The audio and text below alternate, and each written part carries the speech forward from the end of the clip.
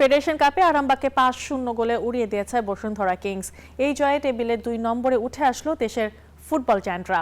2 match পর জয়ের দেখা পেল দলটি। দিনের আরেক ম্যাচে এগিয়ে গিয়েও পুলিশের কাছে 2-1 গোলে হেরেছে ফোর্টিস।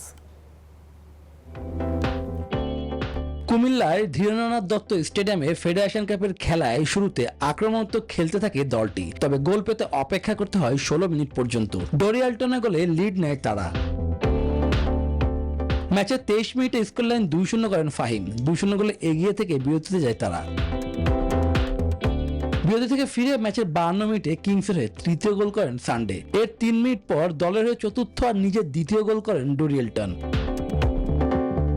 ম্যাচের 67 মিনিটে কিংসের হয়ে পঞ্চম গোল করেন রানা। শেষ পর্যন্ত আর কোনো গোল না হয় 5-0 ব্যবধানে জয় নিয়ে মাঠ ছাড়ে কিংস। এই জয়ের 3 খেলায় 5 পয়েন্ট নিয়ে টেবিলে 2-এ উঠে এসেছে কিংস। সমান ম্যাচে এখনো জয়ের দেখা পায়নি তলানিতে থাকা আরামবাগ।